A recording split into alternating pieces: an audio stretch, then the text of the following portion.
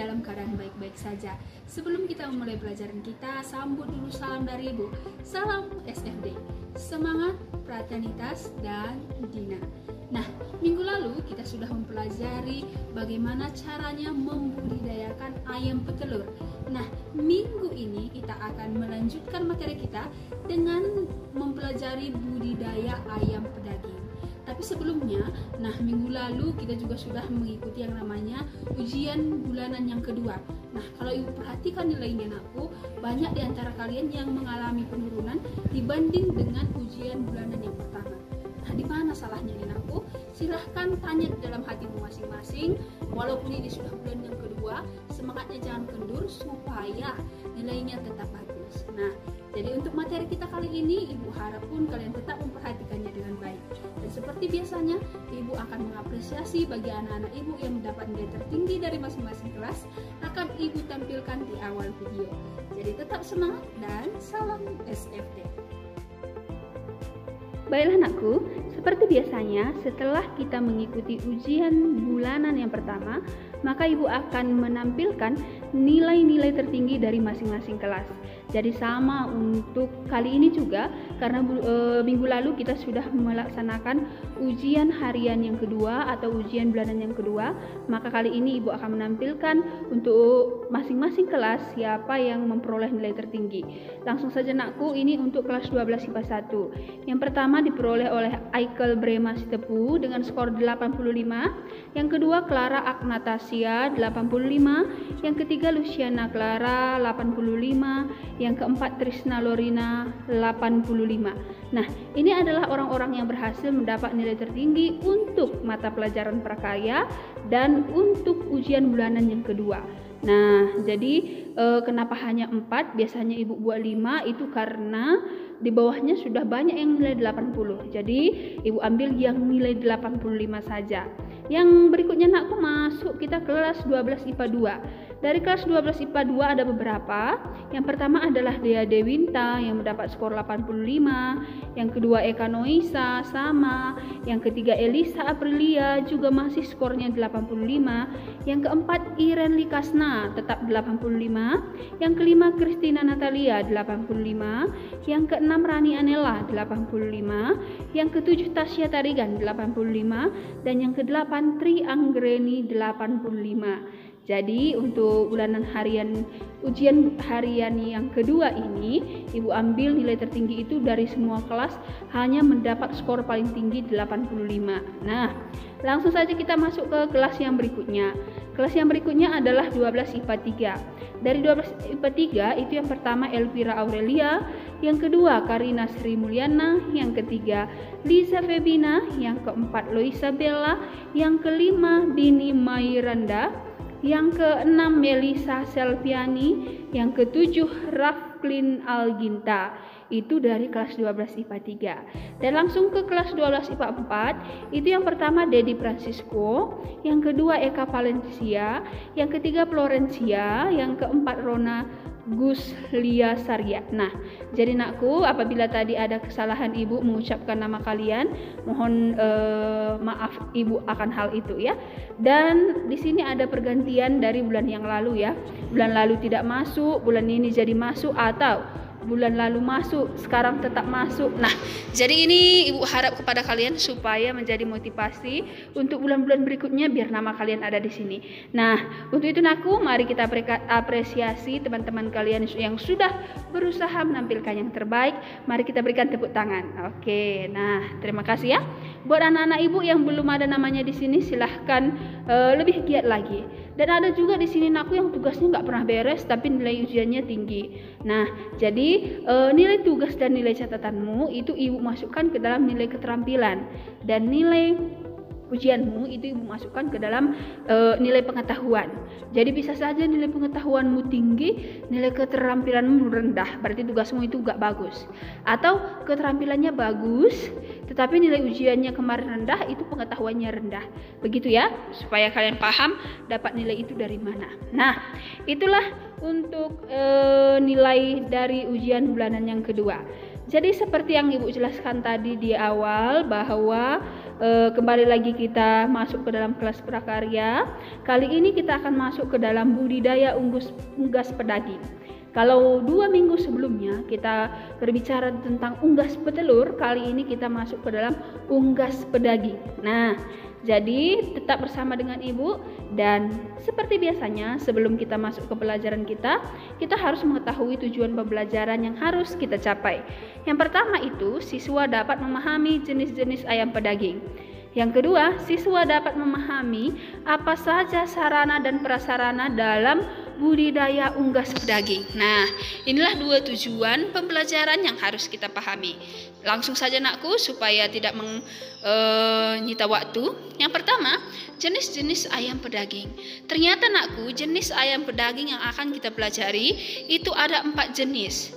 Apa saja itu, Bu? Mari kita lihat. Yang pertama adalah tipe ayam pedaging broiler. Nah, ini pernah kalian lihat ya gambarnya yang berwarna putih itu nakku. Jadi kalau pernah kalian lihat ini, biasanya kalau kita ke pasar beli ayam ini kita sebut ayam putih atau ayam bodoh ya. Yang kedua, tipe ayam pedaging buras. Nah, ini adalah ayam, kalau di daerah kita disebut dengan ayam kampung ya. Nah, kemudian yang ketiga, tipe ayam pedaging ras afkir. Nah, ini biasanya ayam merah. Kemudian yang berikutnya tipe ayam pedaging jabro yang hampir mirip dengan tipe broiler tadi. Nah, apa perbedaan keempat tipe ayam ini? Jadi langsung saja kita lihat ciri-cirinya dari masing-masing jenis ini. Yang pertama nakku, kita masuk ke ciri-ciri ayam pedaging broiler. Nah, ciri-cirinya itu yang pertama, ayam broiler atau disebut juga ayam negeri cenderung lebih gemuk. Nah, yang kedua, kulit ayam broiler lebih mengkilap dan banyak lemak di lapisan bawah kulit, terutama di daerah sekitar ekor. Nah, ini yang bisa Ibu langsung kita lihat ya. Seperti Ibu bilang tadi, ketika kalian belanja ke pasar, ada ayam putih, memang di bawah kulitnya itu nakku banyak sekali lemak yang berwarna kuning yang mudah kita jumpai, apalagi pada bagian ekor ya. Nah, yang berikutnya nakku, warna daging ayam broiler lebih cerah dan dagingnya lebih empuk serta kenyal saat dipegang. Nah, makanya dari ketika kita makan saja langsung ketahuan ini ayam kampung atau ayam broiler.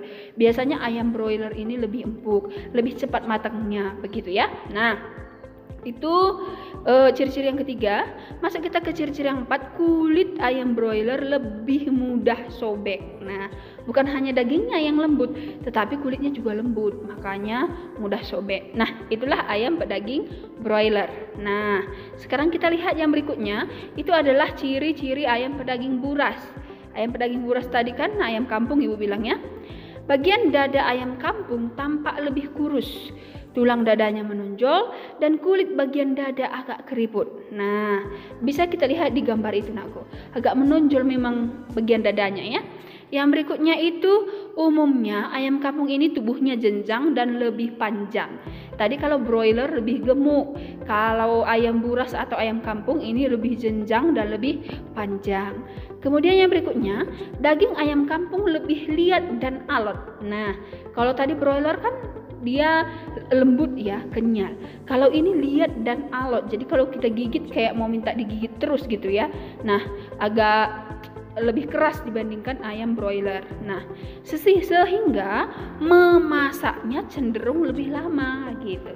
Kalau misalnya kita menggoreng ayam broiler itu sebentar saja sudah matang. Tapi kalau ayam kampung ini tidak ya, harus lebih lama. Kemudian yang berikutnya nakku, warna daging ayam kampung cenderung lebih gelap. Nah, bagi penyuka ayam tentu pasti tahu ini ya.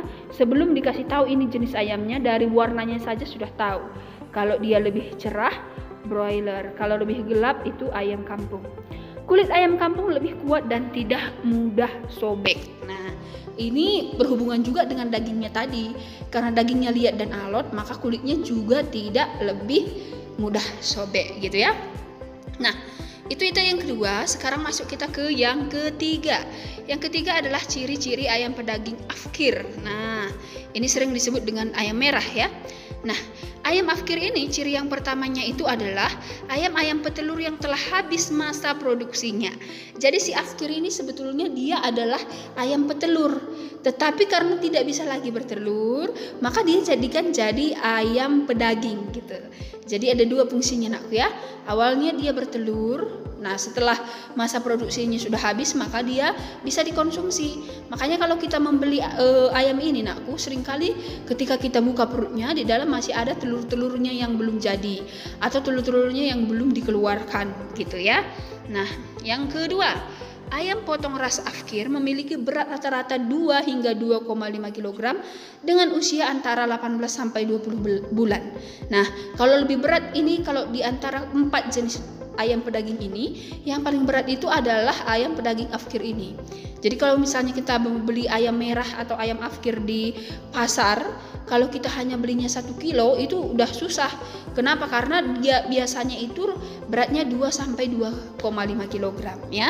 Nah, yang ketiga, daging ayam ras Afkir memiliki kualitas yang kurang baik. Nah, kenapa? Hal ini disebabkan kandungan lemaknya yang cukup tinggi meskipun kepadatan jaringan ikat daging masuk dalam kategori baik. Jadi di antara keempat jenis ayam ini, yang paling tinggi lemaknya adalah ayam merah atau ayam Afkir ya nak ya. Dan untuk memasaknya itu juga sangat lama.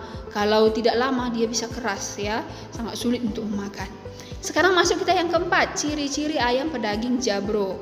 Nah, untuk ayam Jabro yang pertama itu adalah asal-usulnya adalah persilangan antara ayam jenis broiler yang disilangkan dengan ayam ras petelur. Nah, apa tadi petelur? Afkir ya. Nah, ketika ayam Afkir disilangkan dengan ayam broiler, maka hasilnya adalah ayam Jabro. Nah, begitu kira-kira.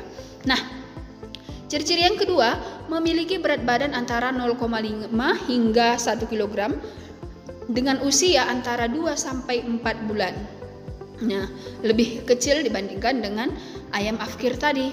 Kemudian, yang ketiga, ayam Jabro memiliki kualitas daging yang lebih baik bila dibandingkan dengan ayam broiler. Nah, berarti kalau kita urutkan kualitas daging yang paling baik itu dimulai dari mana? Yang pertama itu adalah ayam buras atau ayam kampung, baru ayam Jabro, baru ayam broiler, baru yang terakhir adalah ayam Afkir ya. Jadi yang paling tidak bagus dagingnya itu adalah ayam Afkir karena kandungan lemaknya itu sangat tinggi. Yang berikutnya nakku, secara genetik ayam Jabro mempunyai tingkat perkembangan lebih cepat dari ayam buras, tetapi lebih lambat daripada ayam broiler. Nah, berarti kalau dari waktunya kita lihat yang paling cepat itu adalah ayam broiler, baru ayam Jabro, baru ayam buras, baru yang terakhir adalah ayam Afkir. Nah, ini adalah ciri-ciri keempat jenis ayam pedaging. Kita ulangin aku, ada berapa tadi? 4 ya. Yang pertama ada broiler, Jabro, Afkir, dan buras. Sekarang kita mau melihat jenisnya sudah tahu. Langsung saja kita masuk ke persiapan sarana dan prasarana lokasi. Hampir sama dengan ayam petelur ya. Kalau lokasi, kandang ideal itu terletak di daerah jauh dari pemukiman penduduk. Kenapa? Karena dia tidak suka dengan kebisingan. Karena bisa mempengaruhi kualitas dari daging dan telurnya. Yang kedua, mudah dicapai sarana transportasi. Nah, kalau mudah dicapai sarana transportasi, itu artinya pengangkutan makanan, pakan, atau telur, dagingnya mudah ya nakku. Kemudian yang ketiga, terdapat sumber air, sudah pasti jelas. Karena air adalah sumber kehidupan utama makhluk hidup. Yang berikutnya, selain lokasi, kita juga perlu memperhatikan pergantian udara dalam kandang. Nah, jadi baiknya itu seperti apa? Ayam bernapas membutuhkan oksigen dan mengeluarkan karbon dioksida sama seperti kita. Supaya kebutuhan oksigen selalu terpenuhi, ventilasi kandang harus baik. Jangan tertutup sekali gitu ya. Nah, itu tadi sudah dari segi lokasi dan udara. Sekarang kita masuk ke dalam kandang. Nah, kandangnya itu harus bertemperatur antara 32 sampai 35 derajat Celcius. Jadi tidak dingin dan tidak panas ya. Kelembapan tanahnya 60 sampai 70%. Jangan terlalu dingin kering. Lokasi kandang jauh dari keramaian. Ini tadi sudah Ibu jelaskan kenapa. Kemudian lebih baik memilih daerah di sekitar persawahan. Nah, kenapa? Karena kalau persawahan itu cahaya masuk itu banyak, kemudian tidak bising juga dan udaranya segar ya. Kemudian kita lihat intensitas cahaya tercukupi. Nah, bagaimana caranya mencukupi intensitas cahaya? Itu dengan ventilasi yang benar, kepadatannya yang benar pula. Nah, berapa rupanya ventilasi dan kepadatan yang benar? Yang benar itu nakku, dari 500 ayam itu harus memiliki kandang 62 sampai 63 meter kuadrat. Nah, dan pengecekannya selalu dilakukan tiap pukul 15 sampai pukul 16 ya. Nah, itu pengecekan kandang. Nah, yang berikutnya kita masuk ke dalam persiapan sarana dan prasarana lokasi. Kita lihat dulu peralatannya, anakku. Peralatannya itu adalah harus tersedia tempat makan, tempat air, dan tempat ransum. Ransum ini kayak macam makanan tambahan ya. Kemudian yang berikutnya adalah penerangan, itu harus juga ada. Kemudian tempat makan dan minum dapat dibuat dari bambu, aluminium, atau plastik, tergantung sebesar mana kita mau membudidayakannya gitu. Kemudian tempat bertelur. Nah, kalau tempat bertelur nakku itu biasanya kita menggunakan kayu. Kotak kayu berukuran 30 x 35 x 45 cm untuk memudahkan mengambil telur serta menjaga cangkang agar tetap bersih dari pemukiman. Nah, jadi walaupun ini ayam pedaging, tapi namanya ayam nak pasti bertelur ya.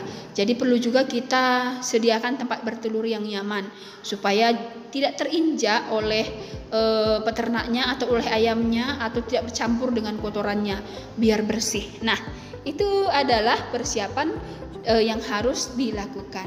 Jadi nakku, demikianlah pelajaran kita kali ini yang kita pelajari mengenai budidaya ayam pedaging. Tapi seperti biasanya nakku, kembali kita merefleksikan, mari setelah belajar ini apa yang harus kita lakukan. Nah, jadi nilai-nilai ke-SFD-an mana yang harus kita pahami. Jadi harus mampu bersyukur ketika kita masih diberikan kehidupan. Jadi apa yang diberikan Tuhan di sekeliling kita itu untuk membantu kita. Begitulah baiknya Tuhan itu. Seandainya kalau tidak ada ayam nakku, maka sampai saat ini kita tidak tahu rasa ayam seperti apa. Dijadikan ayam supaya menjadi makanan manusia. Nah, untuk menghadapi atau untuk menerima yang telah Tuhan berikan kepada kita itu, jadi bagaimana kita menanggapinya? Nah, pikirkan dalam hati kalian masing-masing ya. Dan nanti boleh dibuat di kolom komentar atau boleh dibuat di kolom tugas nilai-nilai SFD yang mana yang bisa kalian hidupi dari mata pelajaran kita kali ini. Jangan lupa pindahkan catatannya ke buku catatan kalian dan kerjakan tugasnya tepat waktu. Selamat siang dan salam SFD.